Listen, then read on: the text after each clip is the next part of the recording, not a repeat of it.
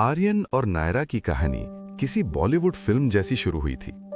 College का वो canteen, पहली मुलाकात और फिर घंटों तक चलने वाली बातें। लेकिन जैसे जैसे वक्त बीता, आर्यन के मन में एक अनजाना सा डर घर करने लगा। ये कहानी सिर्फ दो लोगों की नहीं है, बल्कि उस गहरे इनसिक्योरिटी के एहसास की है जो अक्सर सबसे खूबसूरत रिश्तों की नींव हिला देता है। आर्यन एक बहुत ही सुलझा हुआ और इमोशनल लड़का था, लेकिन जब बात नायरा की आती तो उसका कॉन्फिडेंस जैसे हवा हो जाता। जब भी नायरा अपने ऑफिस के कलीग्स की तारीफ करती या किसी पुराने दोस्त से फोन पर हंसकर बात करती, आर्यन के दिल में एक अजीब सी हलचल होने लगती। उसे लगता कि शायद वो नायरा के लिए इनफ नहीं है। उसे डर था कि कहीं कोई उससे बेहतर, उससे ज्यादा सक्सेसफुल या उससे ज्यादा हैंडसम इंसान नायरा की जिंदगी में ना आ जाए। एक शाम की बात है, मुंबई की तेज बारिश के बीच दोनों एक छोटे से कैफे में बैठे थे। नायरा बहुत एक्साइटेड थी। वो अपने नए प्रोजेक्ट और अपने टीम लीडर की गाइडेंस के बारे में बता रही थी। पर आर्यन का ध्यान उसकी बातों पर नहीं, बल्कि नायरा के फोन पर आने वाले नोटिफिकेशंस पर था।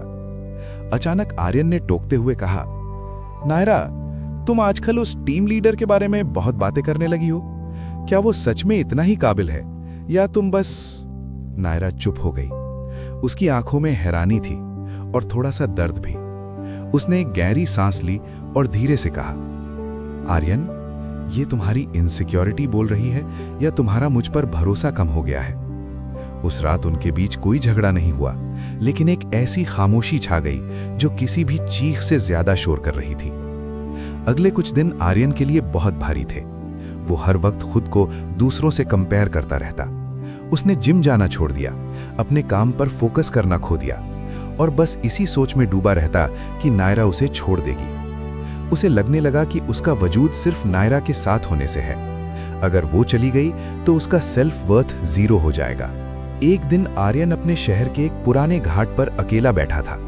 वहां उसकी मुलाकात एक बुजुर्ग व्यक्ति से हुई जिन्हें लोग शास्त्री जी कहते थे। शास्त्री जी अक्सर वहीं बैठकर डूबते सूरज को देखा करते थे। आर्यन ने उनसे अपनी उलझन साझा की। उसने पूछा, शास्त्री जी, प्यार में इतना डर क्यों होता है? क्यों हमें हमेशा लगता है कि हम हार जाएंगे? शास्त्री जी मुस्कुराए और उन्होंने जमीन से एक मुट्ठी रेत उठाई। उन्होंने कहा, आर्यन, इस रेत को देखो। अगर तुम इसे इतना कसकर पकड़ोगे कि एक भी कण बाहर ना निकल पाए, तो दबाव की वजह से रेत तुम्हारी उंगलियों के बीच से और तेजी से बाहर निकल जाएगी। लेकिन अगर तुम अपनी हथेली को खुला और स्थिर रखोगे तो ये रेत यहीं रहेगी। रिश्तों का भी यही हाल है। उन्होंने आगे कहा, बेटा, तुम्हारी असुरक्षा का कारण नायरा नहीं है, बल्कि तुम्हारा खुद के साथ रिश्ता है। तुम नायरा को खोने से नहीं डर रहे, बल्कि खुद को अकेला पाने से डर रहे हो। तुम्हें लगता है कि तुम्हारी चमक किसी दूसरे की रोशनी पर निर्भर है, लेकिन याद रखो, जो इंसान खुद की नजरों में अपनी कीमत नहीं जानता, वो दुनिया की हर कीमती चीज को खोने के डर में ही जीता रहेगा। आत्मविश्वास का मतलब ये नहीं है कि वो मुझे नहीं छोड़ेगी, बल्कि ये है कि अगर वो चली भी गई तो भी मैं खुद को संभाल लूंगा। ये शब्द आर्यन के दिल में तीर की तरह लगे। उसे समझ आया कि वो नायरा को प्यार नहीं कर रहा था, बल्कि उसे अपनी खुशियों का सिक्योरिटी गार्ड बना रहा था। उसने महसूस किया कि जब आप खुद से नफरत करते हैं तो आप पार्टनर की हर बात में रिफ्यूजल ढूंढने लगते हैं। आर्यन घर लौटा और सबसे पहले आईने के सामने खड़ा हुआ। उसने तय किया कि वो अपनी खुशियों की जिम्मेदारी किसी और के कंधे पर नहीं डालेगा।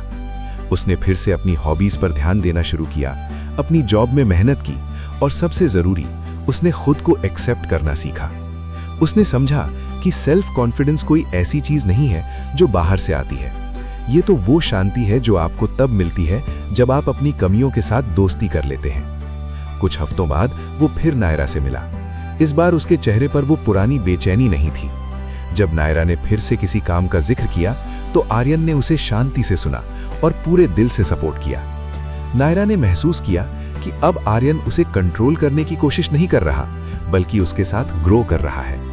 कहानी का दार्शनिक सच यही है कि रिश्ता दो अधूरी आत्माओं का मेल नहीं होना चाहिए जो एक दूसरे को पूरा करें, बल्कि दो पूर्ण आत्माओं का साथ होना चाहिए जो एक दूसरे की यात्रा को और खूबसूरत बनाए। आर्यन ने जान लिया था कि प्यार कोई पिंजरा नहीं, बल्कि वो खुला आसमान है जहां उड़ने के लिए आपको अपने पंखों पर भरोसा होना चाहिए, ना कि हवा के रुख पर।